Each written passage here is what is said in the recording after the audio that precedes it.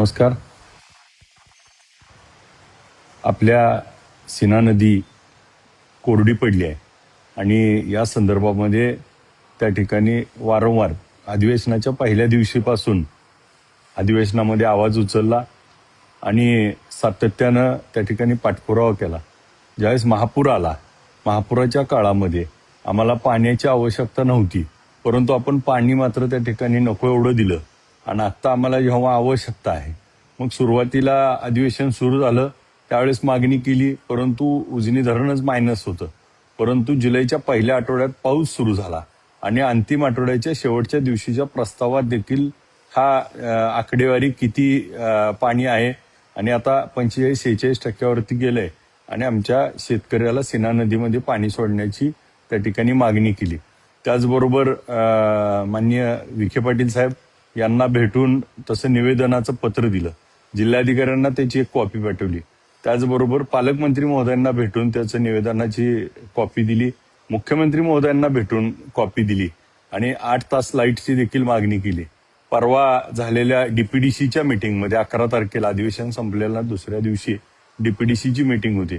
त्या डीपीडीसीच्या मीटिंगमध्ये देखील आम्ही मागणी केली की असा आज ठराव करा आणि त्या ठिकाणी सरकारकडनं पालकमंत्री महोदयांना देखील विनंती केली की आपलं मुख्यमंत्री महोदय ऐकतात तर आपण त्या ठिकाणी त्यांना बोलावं आणि आम्हाला पाणी द्यावं. आज आमची पिकं जळू लागलीत आणि मग आम्हाला आवश्यक आहे तेव्हा पाण्याची गरज आहे.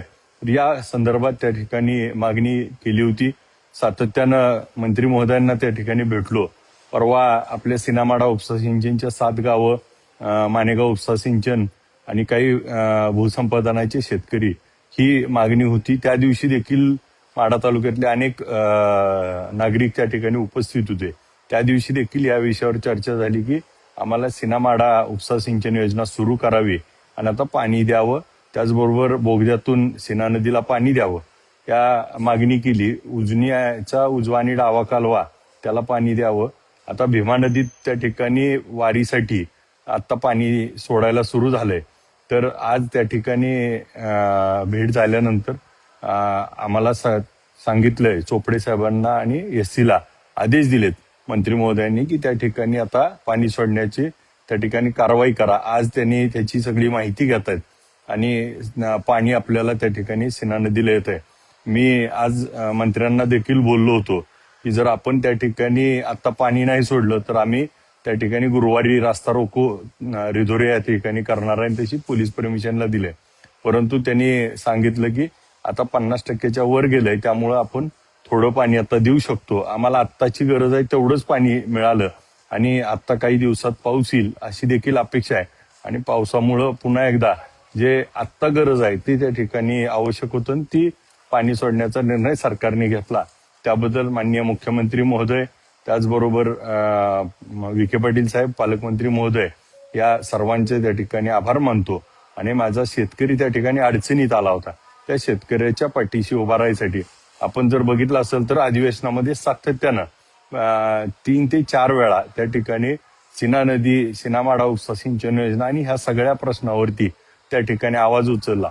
आज टीका टिप्पणी करणारे अनेक असतील, परंतु माझं काम आहे लोकप्रतिनिधी आणा, त्यांना पाठपुरावा करणं. काही जणांनी आज मी एका न्यूज चॅनलची बातमी बघितली की आमदारांनी निवेदन देखील दिलं नाही, परंतु मी आपल्याला त्याच्या फेसबुकवरती, सोशल मीडियावरती त्याच्या कॉपी टाकलेल्या आहेत, आपल्याला देखील दिल्या जातील.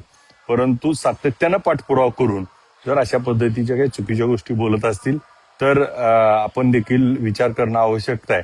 गेल्या 1 वर्षापासून आपण 2 वर्ष झालं, 1.5 वर्ष आमदार झाल्यापासून बघताय, सातत्यानं प्रत्येक विषयाचा पाठपुरावा करून त्या ठिकाणी जे जे आवश्यक आहे, मग जिथं जिथं फोरम मिळेल, मग विधानसभेचा फोरम असेल, मंत्र्यांची बैठक असेल, मंत्र्यांची भेट असेल, डीपीडीसीची मीटिंग असेल, कोणत्याही ठिकाणी जिथं जिथं आवश्यकता आहे तो प्रश्न आपल्या मतदारसंघातला उचलून त्याचा पाठपुरावा करण्याचं काम आम्ही सातत्यानं करतोय.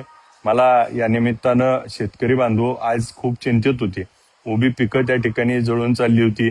परवाच नितीन बापू कापसेंनी देखील एक व्हिडिओ केला होता की आता खासदार आणि आमदार साहेबांनी त्या ठिकाणी पुढाकार घेतला पाहिजे. आपण त्या पद्धतीनं नियोजन देखील केलं होतं, परंतु मंत्री महोदयांनी दिलासा दिल्यामुळं आता आपल्याला पाणी सुटेल आणि आपल्या शेतकऱ्याची जी आजची गरज आहे ती त्या ठिकाणी भागेल. मंत्र्यांचे, मुख्यमंत्र्यांचे सर्वांचे आभार. आणि शेतकरी बांधवांना एवढंच सांगू इच्छितो की सातत्यानं पाठपुरावा करत आहे आणि पुढच्या काळात देखील आपण दिलेल्या विश्वासावरती पाठपुरावा करण्याचं काम केलं जाईल. काही लोक त्याचा अपभ्रंश करतात, गोष्टी करतायत, परंतु त्याच्याकडे दुर्लक्ष करून आपलं कामाची गाठ, माझी प्रामाणिक भूमिका आहे तीच बजावण्याचं काम देखील पुढच्या काळात असंच करत राहील. आपल्या सर्वांना आता शेतीची कामं, पाणी देणं आणि ह्याच्या संदर्भात आपण लवकरच आता पाणी येईल आणि आपल्या शेतकऱ्याला त्या ठिकाणी मला पंढरीच्या पांडुरंगाला आता वारी येते आणि पांडुरंगाला देखील आई माडेश्वरीला प्रार्थना आहे की भरपूर असा पाऊस दे आणि माझ्या शेतकऱ्यावर आलेलं हे संकट त्या ठिकाणी दूर कर, उजनी धरण 100% भरू दे आणि माझ्या शेतकऱ्याच्या जीवनात सुख समृद्धी आणि भरभराट येऊ दे. जय हिंद, जय महाराष्ट्र.